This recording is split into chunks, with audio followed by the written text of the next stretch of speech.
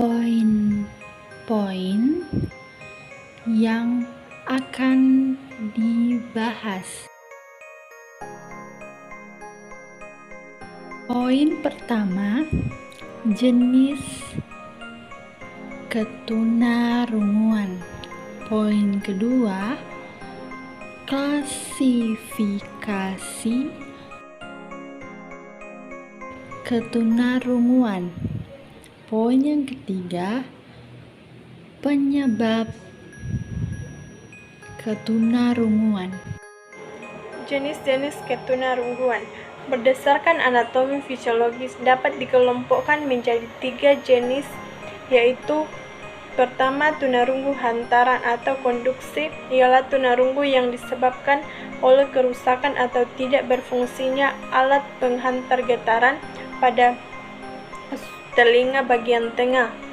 Yang kedua, tunarungu syaraf atau sensorin oral, ialah tunarungu yang disebabkan oleh kerusakan atau tidak berfungsinya alat-alat pendengaran bagian dalam syaraf pendengaran yang menyalurkan getaran ke pusat pendengaran pada lobus temporalis. Yang ketiga, tunarungu campuran, ialah kelainan pendengaran yang disebabkan kerusakan pada penghantar suara dan kerusakan pada syaraf pendengaran.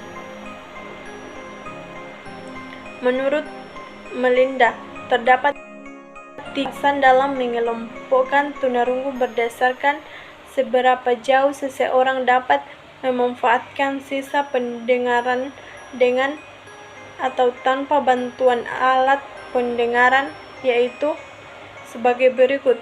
Yang pertama, kurang dengar, namun masih bisa menggunakan pendengarannya sebagai sarana atau modalitas utama untuk menyimak suara cakapan seseorang dan mengembangkan kemampuan bicara.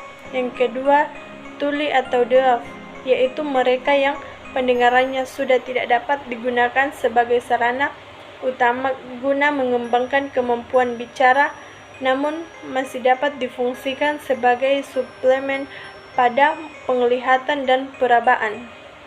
Yang ketiga, tuli total atau totally deaf, yaitu mereka yang sudah sama sekali tidak memiliki pendengaran sehingga pendengarannya tidak dapat digunakan untuk menyimak atau mempersepsi dan mengembangkan bicara. Terima kasih. Sama halnya jenis-jenis ketunarunguan yang telah banyak dikemukakan oleh para ahli, pada umumnya klasifikasi anak tunarungu dibagi atas 2 golongan atau kelompok besar, yaitu tuli dan kurang dengar. Untuk tujuan pendidikan, anak-anak yang mengalami hambatan pendengaran diklasifikasikan sesuai dengan tingkat kehilangan pendengarannya, seperti klasifikasi berikut ini. Klasifikasi anak tunarungu menurut Samuel Ackert.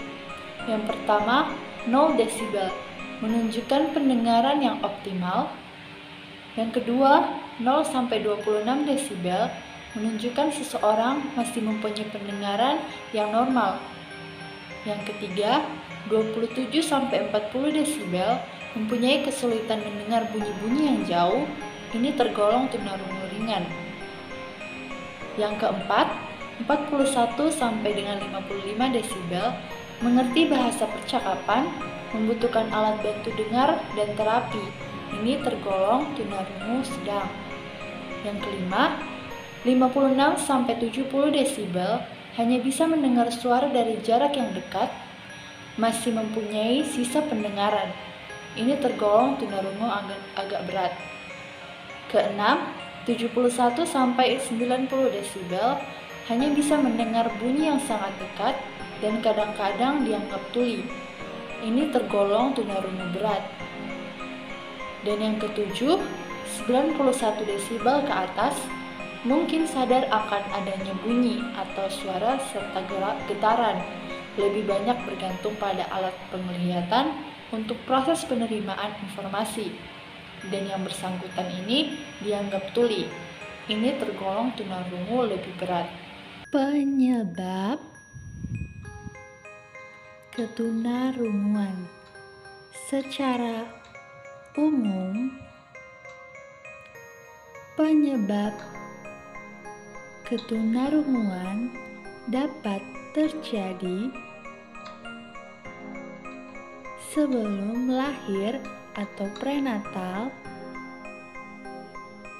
ketika lahir atau natal, dan sesudah lahir atau postnatal.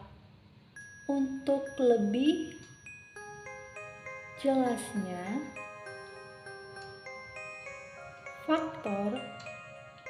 faktor penyebab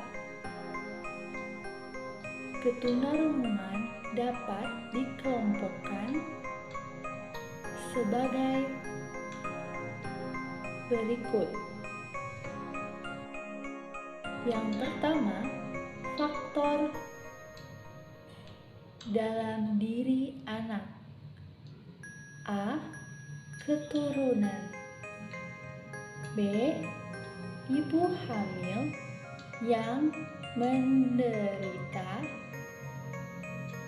penyakit campak Jerman atau rubella. C. Keracunan darah atau toksaminia. Yang kedua, faktor dari luar anak. A.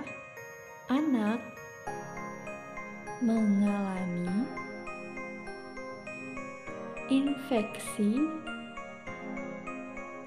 pada saat dilahirkan atau kelahiran atau herpes simplex. B.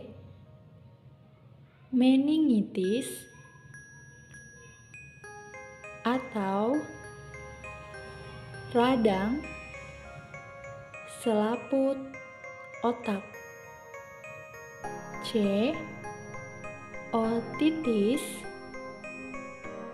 media atau radang telinga bagian tengah.